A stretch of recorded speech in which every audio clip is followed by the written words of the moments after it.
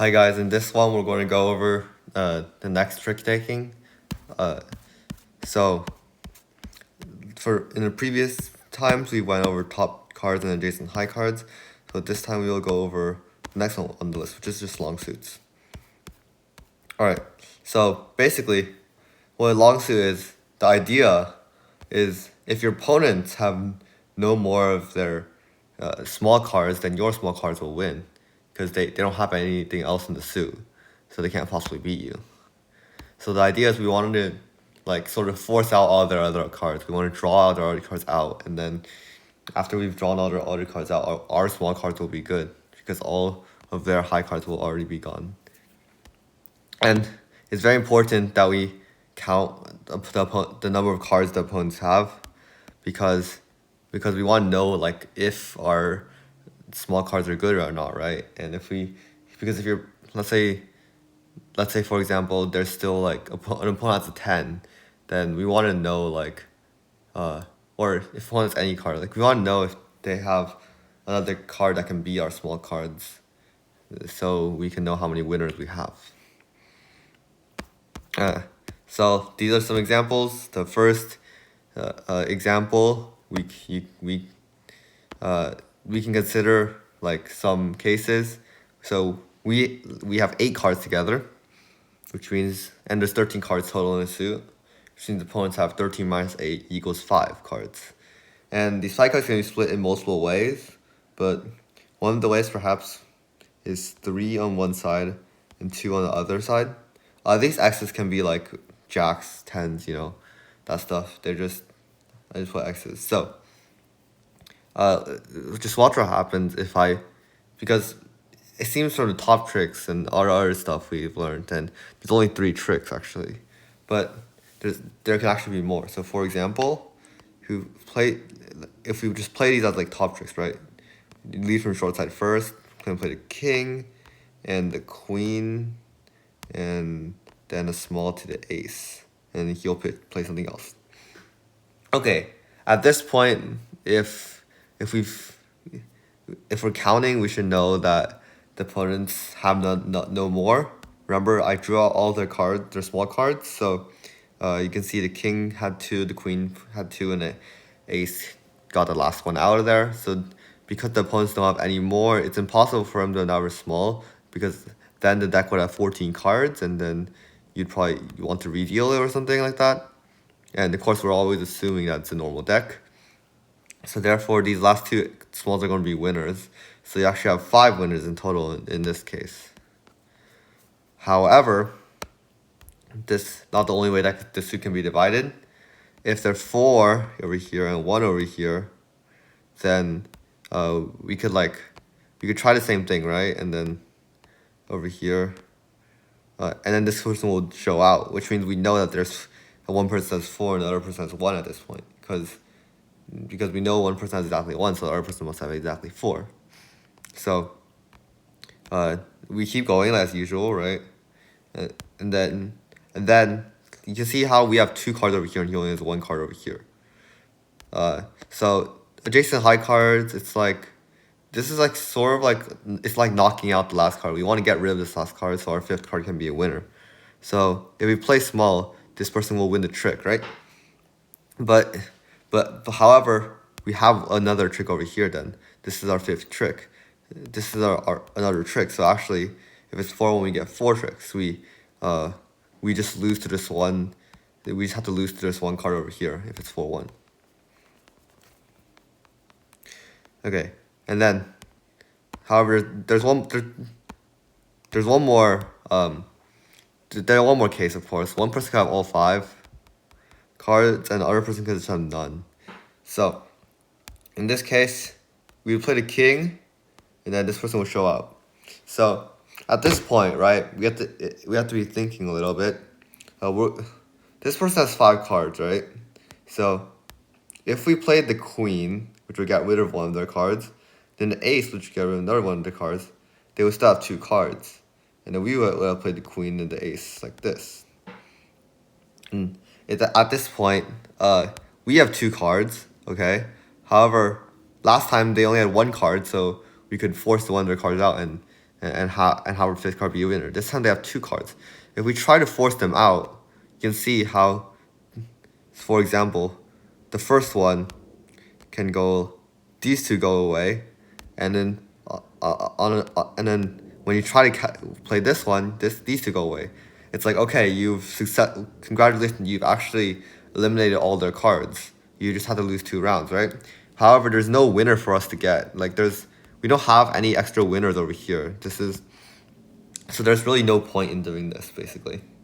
So if we're counting and all that stuff, then after just playing 1 round of suit, we can already know that the maximum number of tricks we can take in the suit is 3. And that's very important because we already have 3 top tricks, so we don't have to play the queen the ace. We can just switch to a different suit, and because we know there's no future in the suit. Okay, so that's one example.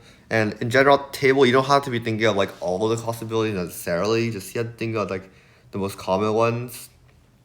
So this is another eight. This is another 8 cards, right? And this is like the same thing, except you don't. This is like another same thing. We'll actually revisit this example probably later in the series, but it's like the same thing, except you have to give up one.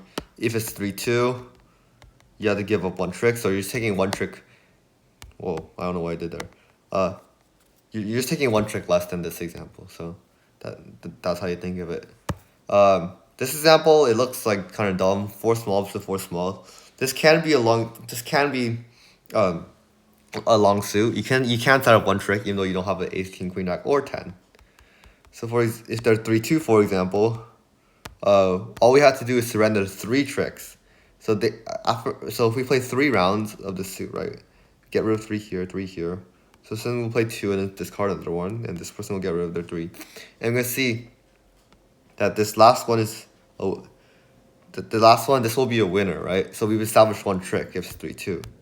However, we might want to be a little careful when we go through this, right? Because if it's 4-1 like this, they can just cash their 4 cards. Like these are winners for them, right? And you're not gonna get any tricks, and you've just thrown away the lead to your opponents, which we will see later. That can be very harmful. But yes, that looks completely worthless. However, you can actually set up a trick. In fact, if you don't have this card, this X over here, you can still set up a trick. And because if there are 3 here and 3 here, then our 4th one will still be a trick. However, that's a significant low probability, and this other small just helps us have a higher chance of one person only have 3 cards since we remove 1 of their cards. The long suits, they can be used in conjunction with adjacent high cards. They're not like completely separate ideas. Everything is like all these taking things. They can be tied together in all sorts of ways, shapes, and forms. For example, in this case, this is just an adjacent high card. This is just king, queen, jackson adjacent high cards, and then these two smalls are long suits. It's a long suit. Hopefully I don't have to really like walk through the example any further. If you have questions, you can leave in comments. Like if something doesn't make sense. I just included this probability slide. I thought it'd be important. I thought it might be important to like have. You don't memorize this, please. I mean, like just don't, because first of all, these probabilities aren't exact. Second of all, they basically do you no good. So, but the thing that you probably want to know is that if you have an even number of, if the opponents have an even number of cards, like let's say we have we have 9 cards total in the suit, and that means they have 4 cards in the suit. So by this rule, this rule is saying basically they'll split like 1 away from the most even. So the most even will be 2-2. However, the most likely by this rule would say that this is actually the most common is actually 3-1. Which, if we look here, it's true. 3-1, the highlighted is the most common, and 3-1 is more common. And similarly, similarly over here, 4-2 is more common than 3-3. The only exception is if you have 11 cards, but then that's basically 50-50 is close enough. And then we also have, and then so what if we haven't even, what if they have an odd number of cards, let's say 5, then it tells us that the most common is even, so like 2 3, which we can see is more common, and it's actually by far more common, like 78%, 68%, compared to like these in the 50s. And in general, you want to like, when you're considering stuff, you want to consider like you don't want to like consider this 4%. We don't really need this 4%. 10% is basically negligible as well. Similar with these, we really want to just consider like these cases, because they're more probable and there's no need to waste brain power on something that's only gonna happen 1% of the time. That's enough on probabilities. You'll find out why you probably want to know what's above and under 50% later. But another thing that's very important is you have to count, like, we've already seen how counting is important. We have to count like how many cards the opponents have, so you know when your wins are good, right? That's just this length area. That's the length. However, if they play an ace and you have the king and queen like this, let's say something like this. If they played an ace and you play small, you have to count. Yeah, this is also a form counting. You have to know the aces has been played, so therefore these two are actually winners. These two are like basically de facto top tricks now. And versus if you didn't count, you still be thinking, oh wait, they probably have the ace, so I think I have to knock out the ace or something. But no, the ace has already been played. You don't have to worry about knocking it out. Instead of playing this suit, you can now play a different suit, which could be very beneficial to you since you might be able to get more tricks if you recognize this fact. Though, yeah, and bridge is really just a game of counting. This is probably the most important thing, and it's also the hardest, by the way. I mean, keeping track of 52 cards at the same time, that's really difficult. So basically, when you start, you probably want to know where all the ace, king, queen, jacks are, and in addition, like the longs, and when you have a long suit, you want to count, right? So this is only 16 cards. The full deck is 52 cards,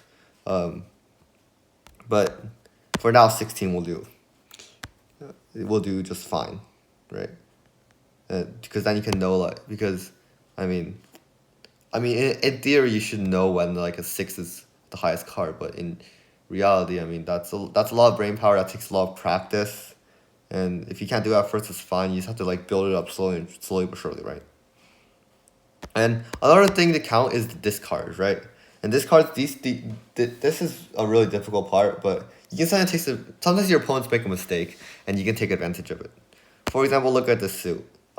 Normally, even if the cards split 3-2, you would play the ace and king, right? But that only take, like, the ace and king will only take up 2. Discards and styles 1 more, so maximum number of tricks you can get is 4. However, what if the opponents make a mistake, right? Let's just say, so one of the opponents pitches one of this. Like, this is, like, you're playing a different suit, one of your opponents has none of that suit, has avoided that suit, and they just pitch this one. Okay. Well, as you can see here, there's now we can get 5 tricks. And let me show you how. So, ace and king, this is still 2, right? And so all of these cards would be gone. Now, if we counted and we knew this person pitch one of these suits, we would know that we've seen 4 cards, and then this person discard another one. That's 5, and we can see they only have 5 total because we have 8. So therefore, the rest of the small cards are actually winners. These are actually winners. So that would be 5 tricks. And it's because the opponents accidentally discarded their small over there. And if we didn't count, we'd still think, oh, we have 4 tricks, and then that could influence us to do different things. As we'll see later on, sometimes you don't have enough time to set up some tricks, and yeah. Okay, I don't know how long this is. Felt longer than the other ones, but yeah, we went over long suits, we had some examples, and next time we will go over the last and final trick taking method, the simple finesters, and you'll have to stay tuned for next time to learn what that is. All right, thanks everyone for watching.